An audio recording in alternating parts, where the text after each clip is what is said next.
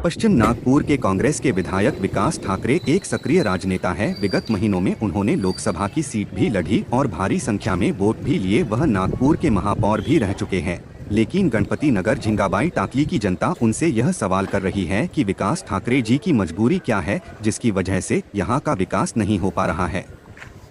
गणपति नगर में tower line road का भूमि पूजन उन्होंने 3 महीने पहले किया था और यहाँ के लोगों को आश्वासित किया था कि यह काम जल्द ही शुरू होगा। उसके 2 महीने बाद भी काम शुरू नहीं हुआ तो यहाँ की जनता मीडिया तक पहुँची। उसके तुरंत बाद काम शुरू हो गया। काम 2-3 दिन चला और फिर बंद हो गया। अभी हालत पूरी बिगड़ी हुई है। इस रोड पर दुर्घटनाएं दिन ब दिन बढ़ रही है। शनिवार दोपहर 2:30 बजे के दरमियान इस रोड पर एक ट्रक पलटी होते होते बच गया। ट्रक पूरी तरह जमीन में धंस गया। जैसे तैसे ड्राइवर की जान बच गई। विधायक विकास ठाकरे जी की ऐसी भी क्या मजबूरी है कि इस रोड का काम शुरू नहीं हो पा रहा है?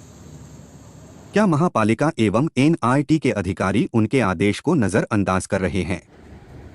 अभी जल्द ही आगामी विधानसभा का चुनाव है। ऐसे में इस समस्या को गंभीरता से लेना उचित होगा। यहाँ की लोगों की मांग पर इसके पहले मीडिया पर प्रसारित समाचार फिर से प्रसारित कर रहे हैं ताकि इस जघन्य समस्या का हल निकल जाए।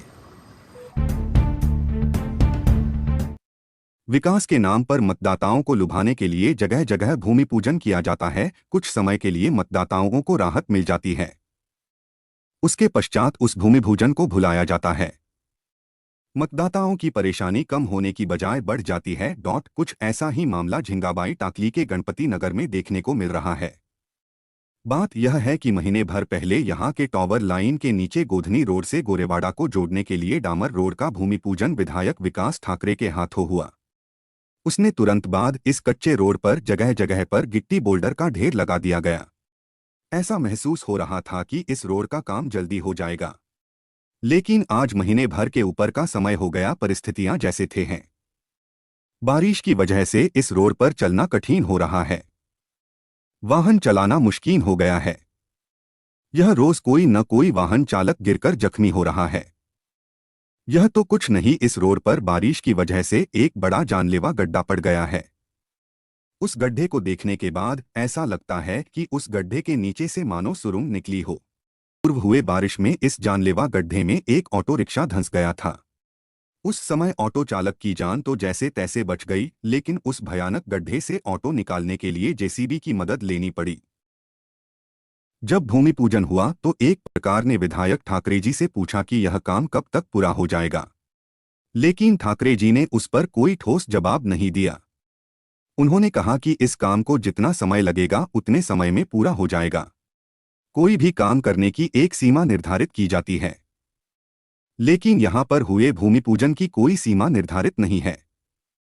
फिलहाल तो यहाँ के नागरिकों को काफी परेशानियों का सामना झेलना पड़ रहा है।